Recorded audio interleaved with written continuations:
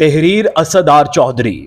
ناظرین، دی ایگزائل ایک ایسی کتاب ہے جس نے دنیا کے انتہائی مطلوب مجرم کی زندگی پر ایک گہری نظر ڈالی۔ اس کتاب میں نہ صرف القاعدہ کے سربراہ اسامہ بن لادن کی زندگی کے اہم رازوں سے پردہ اٹھایا گیا ہے، بلکہ یہ بھی بتایا گیا ہے کہ کس طرح اسامہ بن لادن پوری دنیا سے چھپ کر رہے اور اس دوران ان کے خاندان کو کون کون سی مصیبتوں کا سامنا رہا۔ اس کتاب کے مصنفین کیتھرین اسکاٹ کلارک اور ایڈرین لیوی ہیں، جن دونوں کا تحقیقاتی صحافت میں ایک بڑا نام ہے۔ اس کتاب میں بھی اس تحقیقاتی ٹیم نے بہت تفصیل سے معلومات جمع کی ہیں، جن میں خاص اہمیت اس کہانی کے کئی اہم کرداروں سے ان کے انٹرویوز ہیں۔ اہم کرداروں کی گواہی اس کتاب کی خاص بات ہے۔ اس میں نہ صرف اسامہ کی کئی بیویوں اور بچوں کے بیانات شامل ہیں، بلکہ القاعدہ سے منسلک اہم افراد اور دیگر انٹیلیجنس اہلکاروں کے بھی۔ غالباً یہ پہلی مرتبہ ہے کہ اسامہ بن لادن کے خاندان نے اس دہائی پر کھل کر بات کی ہے۔ 600 سے زیادہ صفحات پر مشتمل اس کتاب میں کئی انکشافات شامل ہیں، لیکن سب سے اہم اور حیرت انگیز انکشافات آج کی اس ویڈیو میں بتاتے ہیں۔ اسامہ بن لادن کی بیوی خیریہ اور ان کے بہت سے بچے سن 2010 تک ایران میں رہے۔ ان کا مقام کبھی مہمان کا ہوتا، کبھی پناہ گزین کا، تو کبھی قیدی کا۔ ایران نے 2010 میں اسامہ کے خاندان اور القاعدہ کے اہلکاروں کو صرف اس لیے نکلنے دیا کہ القاعدہ نے پشاور سے ایک ایرانی اہلکار کو اغوا کر لیا تھا اور یہ اس کی رہائی کا سودا تھا۔ ایران نے 2003 میں ایک بیک چینل کے ذریعے امریکہ سے اسامہ خاندان کو اس کے حوالے کرنے کی پیشکش کی تھی، لیکن امریکہ نے اس میں کوئی دلچسپی نہیں دکھائی اور اس پیشکش کو رد کر دیا۔ اس وقت امریکہ کی پوری توجہ عراق پر حملے کی تیاریوں پر مرکوز تھی اور وہ عراق کا القاعدہ سے تعلق دکھانا چاہتا تھا۔ اسامہ کے 2 بچے ایران کی تحویل سے فرار ہونے میں کامیاب ہوئے۔ 2008 میں ان کا بیٹا سعد احاطے کی دیوار پھلانگ کر بھاگ گیا۔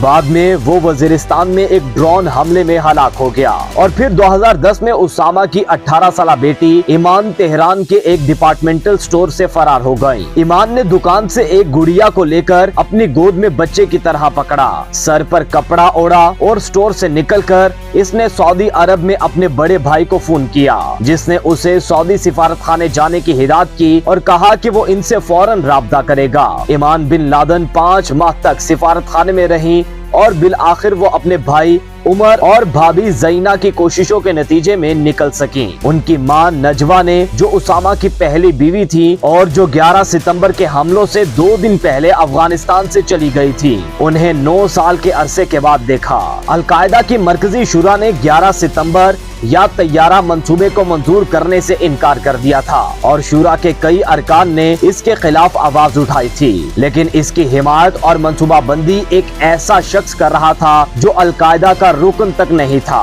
لیکن جس نے ایسے کئی اور منصوبے بنائے۔ بعد میں اسی شخص نے القاعدہ کے مفرور رہنماؤں اور کارکنوں کو کراچی میں کئی فلیٹوں میں بھی رکھا۔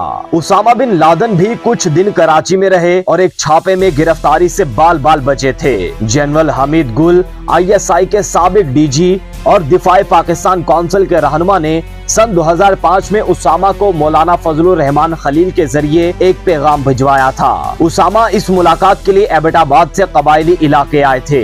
جنرل حمید گل کا ہمیشہ سے یہ کہنا رہا کہ اسامہ تورا بورا کی بمباری میں ہلاک ہو گئے تھے اور امریکی ایک ڈرامہ کرتے رہے ہیں۔ اسامہ بن لادن کے کئی بیٹے اسپیشل بچے تھے، یعنی وہ آٹسٹک تھے، ان میں سعد بن لادن بھی شامل تھے۔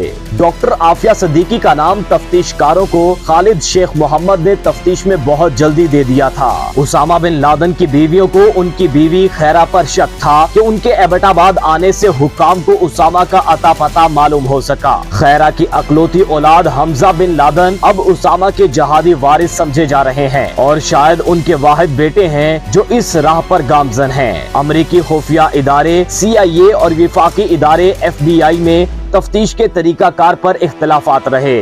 CIA نے تشدد کو ترجیح دی، خاص طور پر واٹر بورڈنگ کو۔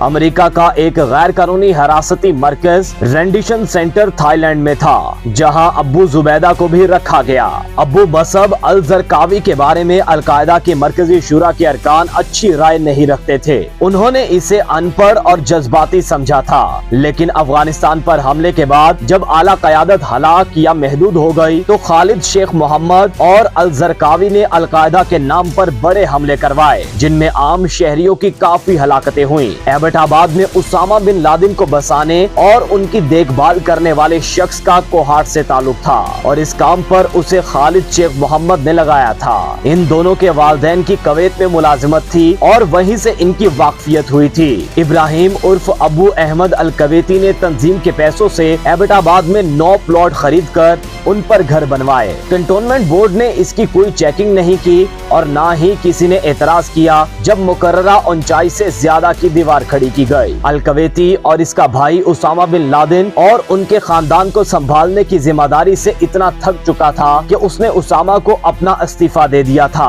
और दोनों में समझौता हो गया था कि उसामा 11 सितंबर के हमलों की 10वीं बरसी के बाद इस घर से चले जाएंगे। इस समझौते को तहरीरी शक्ल दे दी गई थी। अगर उसामा ये मोहलत हासिल ना करते तो शायद वो मई में एबटाबाद से निकल चुके होते। इन इंकशाफात के अलावा किताब में और भी बहुत सी तफसीलात शामिल हैं, जिनमें तारीख के उस दौर और दहशतगर्दी के खिलाफ आलमी जंग की इस लड़ाई के बारे में सब कुछ मालूम होता है और ये उस बयानी से हटकर है जिसका दावा अल-कायदा या अमेरिका करते हैं। इस किताब की खास बात ये है कि ये अल-कायदा के अंदर की कहानी है, सियासी भी और खानदानी भी। मुसन्निफिन ने खास तौर पर अबू हफ्स अल-मोरितानी इब्नुल वलीद महफूज से जो मालूमात हासिल की हैं, उससे तारीख के इस दौर का बहुत कुछ पता चलता है।